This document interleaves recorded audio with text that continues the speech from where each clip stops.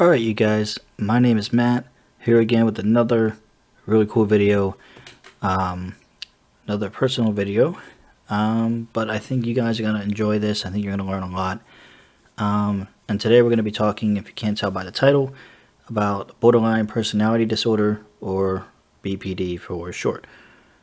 I know a lot of times people see BPD and they tend to use it to mean bipolar disorder, because technically it stands for that as well. However, that is incorrect. They do share similarities, but they are quite different in many ways as well. First of all, bipolar is a mood disorder in the DSM, whereas a personality disorder is an entire different section and is made up of 3 different clusters based on the personality disorder. Not going to get into every one of them, just going to focus on this one, but that is an important distinction that I see a lot online. BPD is borderline, it is not bipolar disorder. So, important distinction. And I will cover a little bit more about the differences between the two, because they are often comorbid. Such as in my case, I actually do have both diagnosed. So, but they are very different. They're treated differently. And so, I'll cover that a little bit later. But just know, this is in particular what we're talking about here. So, starting off, there are 9 criteria in the DSM for BPD. And in order to meet a diagnosis, you have to have at least 5 of the 9 traits, which basically is permutation and will ultimately leave you with 256 different combinations in order to be diagnosed. So, to me, when I first read that statistic, that just means that, well, obviously, it just means this is what's going on. So we're going to talk about the symptoms in this video here. Alright, so what are the 9 criteria for BPD? And then I'm also going to cover after that some things that I've heard people say about how it feels personally to have BPD. That'll be on the next slide. For now, I want to talk just about the criteria and kind of go over some of this a little bit in some detail, just because there are some caveats, like you'll see here, do not include suicidal or self-mutilating behavior from criterion 5. Criteria basically meaning certain things that are listed up here. If a frantic effort to avoid abandonment involved, say, self-harm, don't leave me, I'll hurt myself kind of scenario, that would not necessarily count towards the separate category for the self-harm component, which usually the 5th one listed. So obviously you can read these, but basically frantic efforts to avoid real or imagined abandonment, that's important. It doesn't have to be real, it just has to feel real, and boy, it does feel real most of the time. And this is not just like, oh, I'm kind of sad if, my friend moves away or something like that. This is if my friend says they're going to text me tomorrow or later today and I don't get anything for a day or 2. That's a big red flag to me. That is suddenly screaming, something must be wrong. Oftentimes it's I must have done or said something wrong. And now they're going to leave me. They're going to run away. And yeah, that's a very, very bad feeling. And that's the other thing too with that is, it's not some of the time. It's all the time. It's basically with any friend I have the same reaction with. So, don't just think it's like, oh, everyone experiences, this, this fear or this dislike of, oh, somebody doesn't talk to me much anymore. Nobody likes that, of course. That's not unusual at all. It's when it becomes very severe, very extreme, and affects day-to-day life. Remember the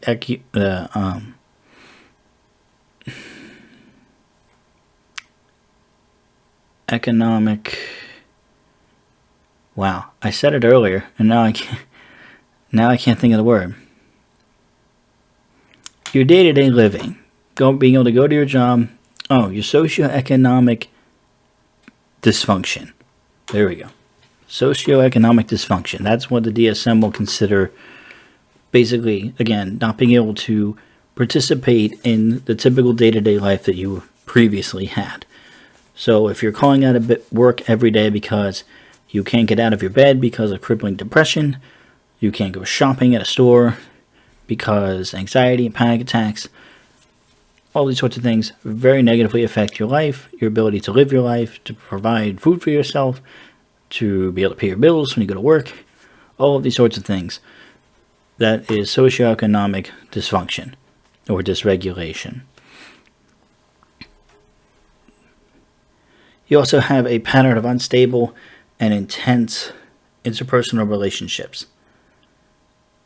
And what's important about this cycle, I know there's a therapist, Dr.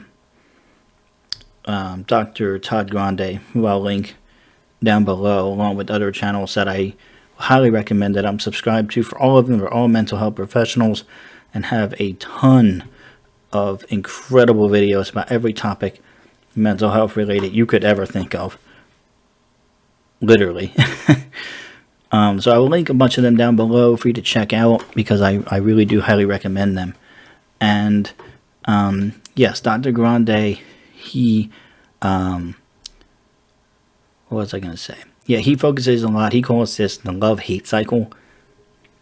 I guess in other textbooks and things it might be referred to that as well. But this idea of idealization and devaluation. So essentially what this is somebody can go from being the best of the best. My best friend ever, they get me through a lot of times. We have a lot of good times together. Things couldn't be any better. I trust them with everything implicitly, all that sort of thing. And then suddenly, we might have some sort of disagreement, or again, they don't text me back for a week, and all of a sudden I'm pissed, and I'm anxious, and I'm freaking out. What's wrong? Something must be wrong. That sort of thing. Any sort of disagreement or anything like that can come up, and suddenly that view that said, you're the greatest person ever, at least in my world, you're my best friend ever, I trust you with everything, whatever it is, suddenly it turns into, well, I don't really like you at all anymore. You're kind of a dick. You didn't text me or this happened. You canceled plans on me for, a year straight. I had a friend that's done that. Yeah. So, it's that very back and forth cycle. Another way to think of this is what will often be referred to as splitting. You could simplify this as calling it black and white thinking. All good or all bad. Black or white. There's no real in between. There's no gray area. That's essentially the point.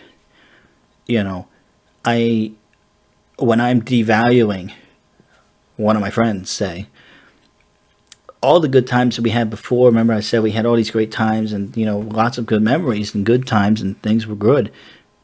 All of a sudden, those times don't even come into my mind. They don't matter at all.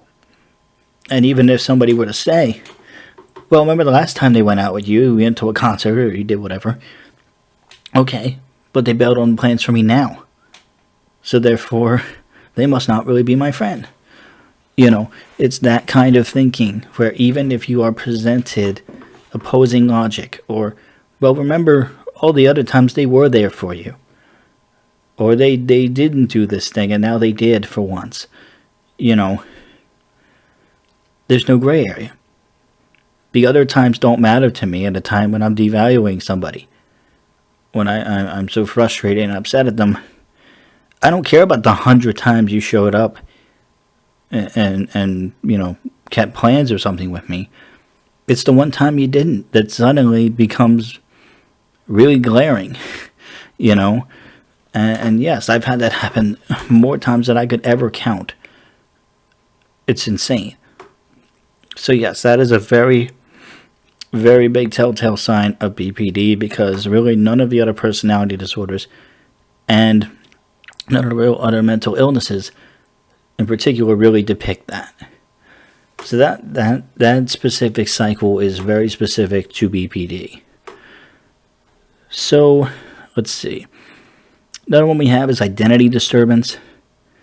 This is often indicated by rapidly changing appearances and behaviors, especially around other people that you're close to or you're trying to make an impression of, that sort of thing. So very common, you'll see hair color changing very often. That's incredibly common. For me, it's playing with facial hair a lot. We can get some AMSR. Yeah, playing with facial hair all the time, different, mustaches and beards and all. I'm totally guilty of that. Yeah, just how I dress in general can change a lot. Some days I can wear my rock star attire, and then other days I'm jeans and a t-shirt and leather jacket, nothing bothers me. But it's a very distinct and pervasive identity disturbance. It's not just about looking different a lot or behaving different a lot.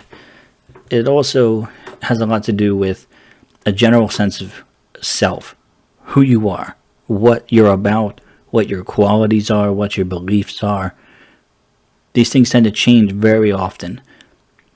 An example I always have is when people try to say, or, will ask you, oh, what hobbies do you have? What do you do in your free time? But what are you interested in general? What books are you reading? What music are you listening to? It changes so much.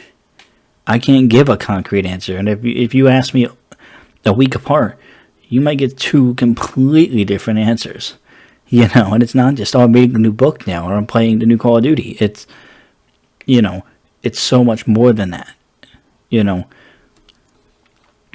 So that's a pretty big one as well. The rest of these I'm not really going to go through and explain. Essentially, you can read the rest. I don't want to make this forever, and I've already recorded this once where I did go through everything in huge detail. And it was about an hour, like a 49-minute section of video I filmed for the entire second half. I said, no, I'm not doing that. But essentially, it's very large mood swings that are all over the place. There's the devaluation and idealization phase. Like I said, that goes over and over again. There is a very high rate of suicide in BPD population. It's about 10% of all people with BPD will at some point commit, complete suicide, which is ridiculously high, especially when you compare it to another mental disorder like a mood disorder like bipolar disorder. That's only about 4%, I believe, if I remember reading before. So very, very high, staggering number for that, and that's a damn shame. And at some point I will definitely do a video more on that topic and on self-harm. But do know that these things are not necessarily done for manipulation like everyone will say. Take it from me, that's rarely the intent of something like self-harm. It's also not a suicide attempt unless you are really going at it in a way that will very likely cause you to bleed out, or something similar that will really do potentially deadly, lethal means on yourself.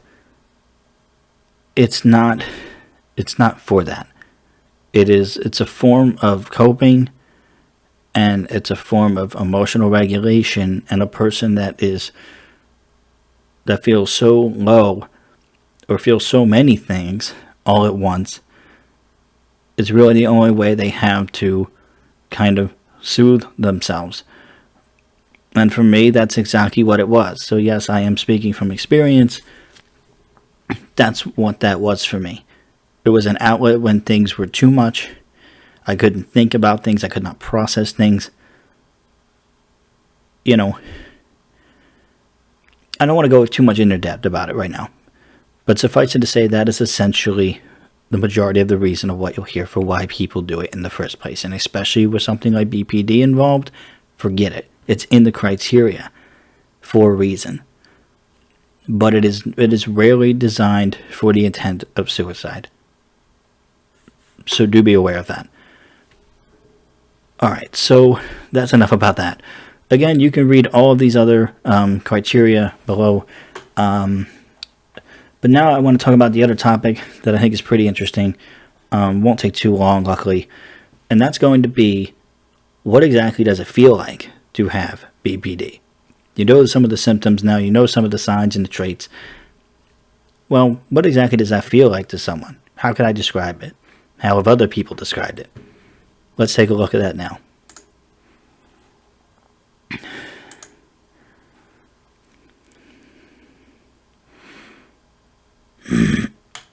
Alright.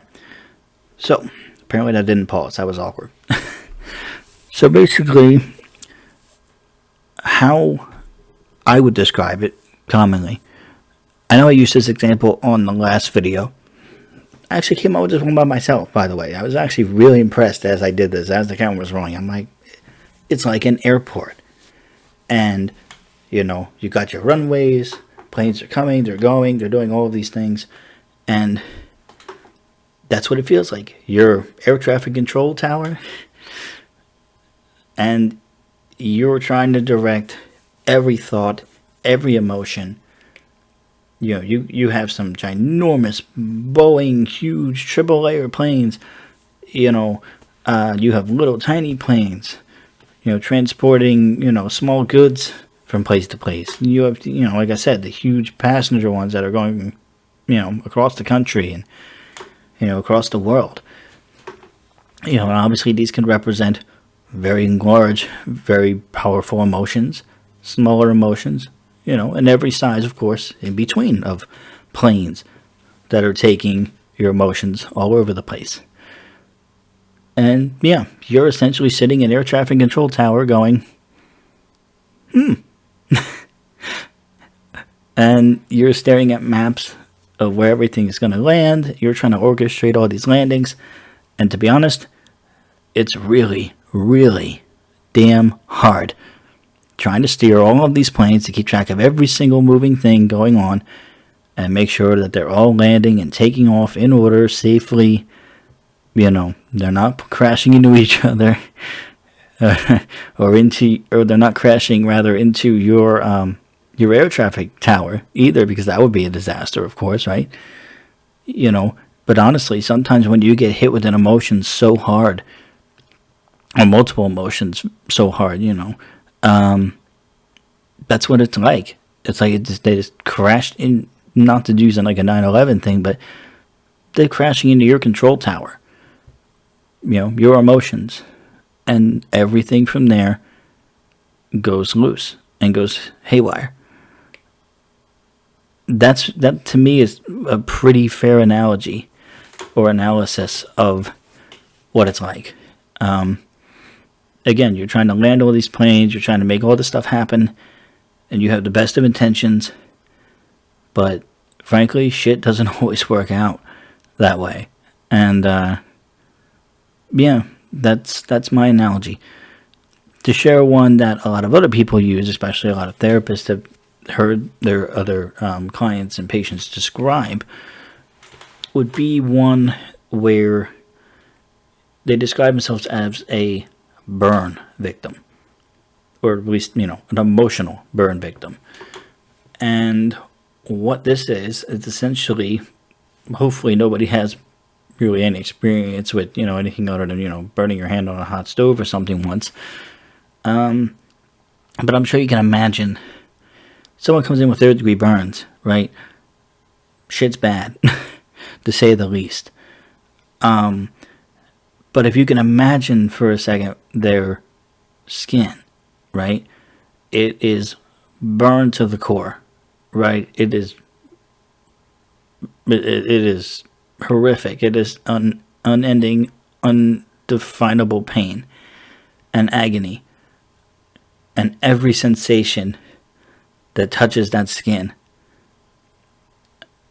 is a whole new set of pain and agony, whatever other words you could possibly think to describe such a gruesome experience, of course. But it's that idea in general. The skin is so sore, it is so burned, it is so tender or whatever. But the point is, it's so sensitive that the air blows on it the wrong way, you're screaming bloody murder. That is another very, very well documented kind of comparison for BPD. You feel everything so intensely, all emotions. It's not just, oh, I feel depressed, to the point of, suicidal ideation or something like that. Or, I feel manic. I'm at the top of the top.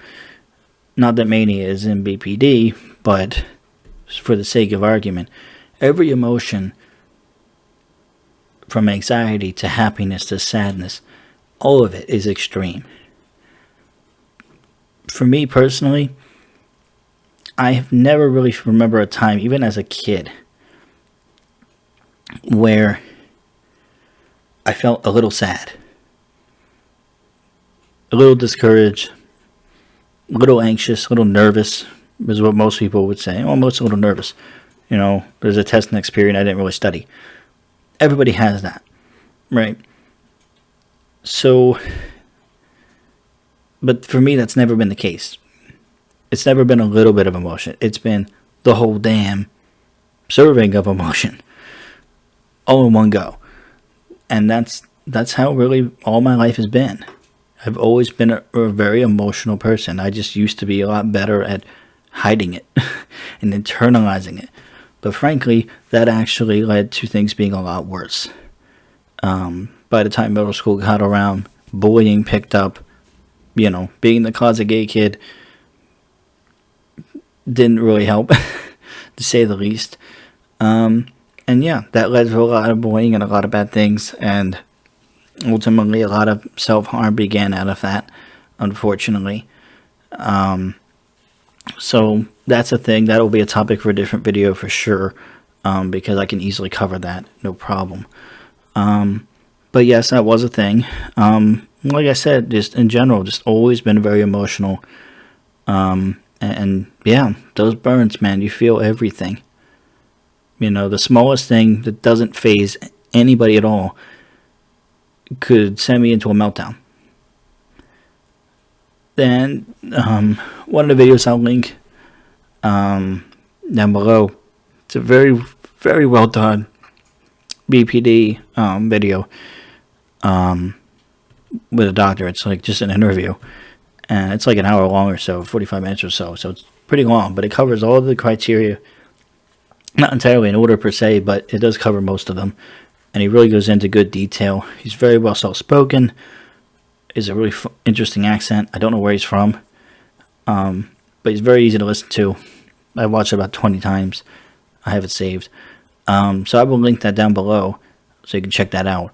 But one of the analogies he uses for this as well is it's like a peanut allergy, right?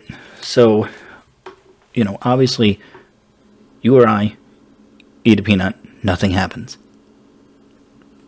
Nothing. But a person with a peanut allergy eats a peanut, and it can set off a huge chain reaction. And it's that idea that transposes so neatly to BPD. That same emotional dysregulation, not only is the mood swings often but they are very extreme. They're very high emotions, and that's very important to remember. So again, looking at this background, you know, of course I typed in padded room, whatever, to get this.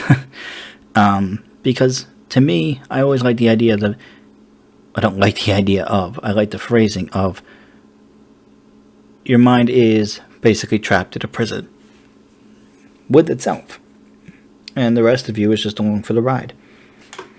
That's how I've always kind of interpreted it. You know, you're just in prison. So here we are in a padded room. So that's basically it for this video, guys. Of course, there's a lot more I can talk about BPD with, but I don't want to make this a 20-hour video. I will definitely look into doing a self-harm video, probably along with the bullying. I'll tie it all together. Maybe, you know, maybe even a neat bow if I can find one. But yeah, I do have some other video ideas like this. Go a lot more in depth with a lot of these mental health issues, because it's important to get this stuff out, and it's important to, you know, make people aware of these things. You know, awareness will never hurt anyone. You know, and if it saves somebody's life, if it allows starting a conversation about, you know, I'm worried about you, I noticed some of these signs, you know, have you thought about seeing a therapist, anything. You know, if one video starts a conversation that really helps somebody like that, I can't think of a better thing to do with my time and with my stories and these things. You know, that's incredible. So again, thanks for watching, you guys. I'm going to link a bunch of YouTubers down below in the description so you can check them out. Phenomenal videos all across the board. They all have my recommendation to go watch. And I will also link the BPD video with Dr. Blaze Aguilar, whatever his name was. I'll link that as well. And if you're going to watch any of them, start with that one. It's long, but then again, so are my videos so far, and hopefully you guys are waiting to the end. So if you have any video ideas or comments, suggestions, anything, if you like this format, the graphics and things, definitely let me know. It does take time to do, but it's exciting, and I'm learning how to do it more with each video, so it can only get better from here, as they say. But in the meantime, I'm going to go now, so I'll see you in the next video.